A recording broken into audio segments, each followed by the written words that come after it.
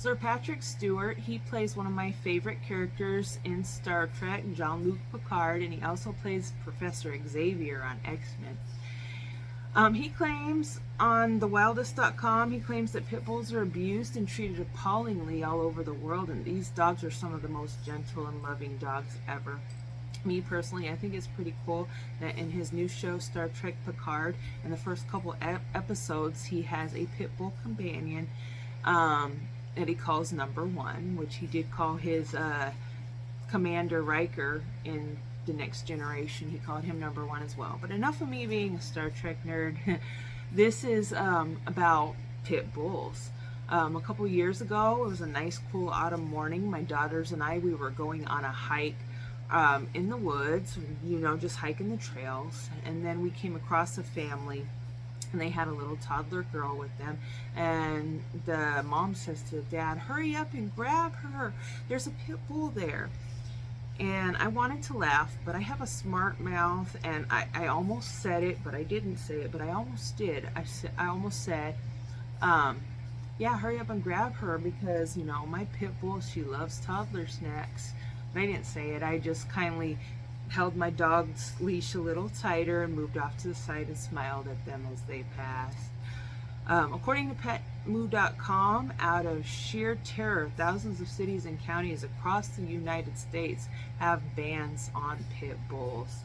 12 countries worldwide have banned them, including the UK, where Sir Patrick Stewart is from, which is why he spends half of his time in Los Angeles so he can be with his pit bull.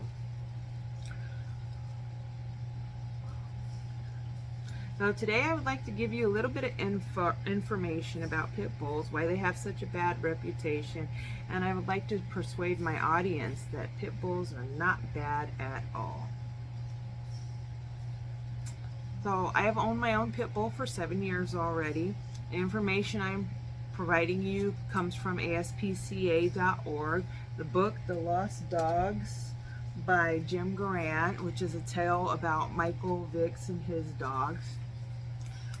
Equality's Pit Bull by Bob Moses. Kinematics of a Healthy Pit Bull Terrier by Michelle D'Souza. Managing the Stigma of Outlawed Breeds by Hillary Twain. So in 2007, Michael Vick, he made headlines when it was found that he was running an illegal pit bull fighting ring. He had 51 of his pit bulls taken from him, and organizations like PETA called for them to be euthanized because the pit bulls were terrorized beyond belief, and euthanization seemed to be the only means of mercy for these dogs. Michael Vick's dogs were taken and rehabilitated successfully. 49 of the 51 pit bulls, they were successfully rehabilitated, which says a lot about this breed, that they're not inherently vicious or aggressive at all. They aren't born like that. It's just products of their environment.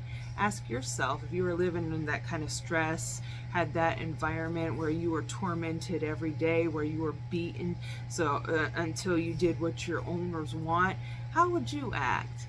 And you got to think about that. That's how these pit bulls acted. They were just products of their environment. So if you train a pit bull to be vicious and aggressive, they will be vicious and aggressive.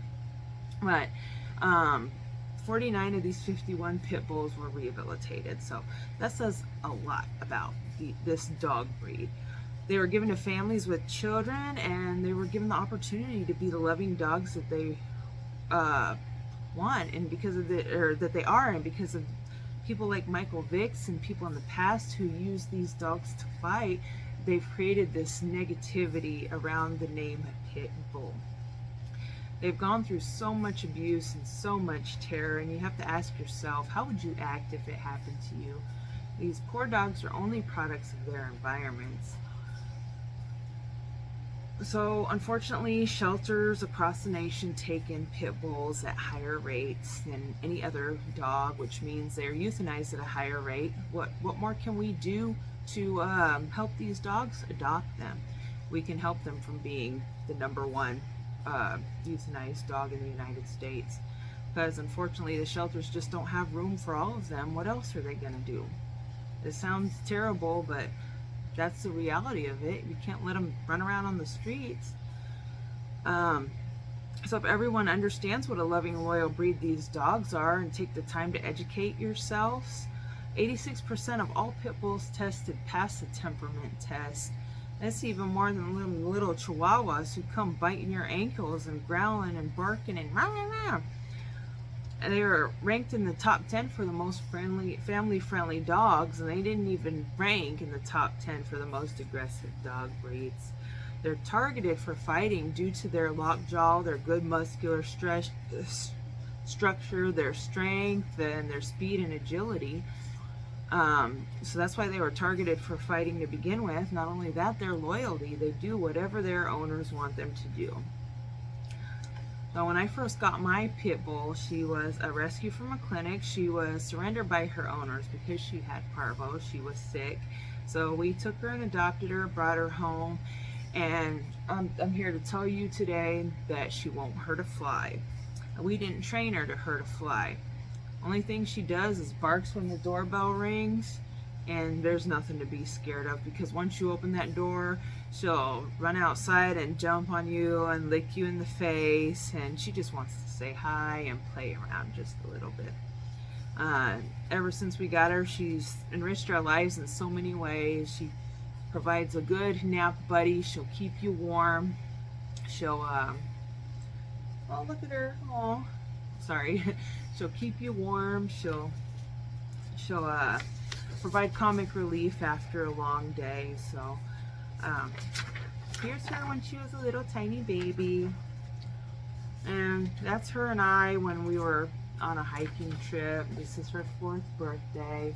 So I hope I persuaded somebody today to not think of them as such a vicious breed. And if you want to, if you're in the market for adopting an animal, go to the shelter and grab a pit bull. You'll love your pit bull forever, and you'll get to do fun stuff like, if you like photography, that's her looking out the window.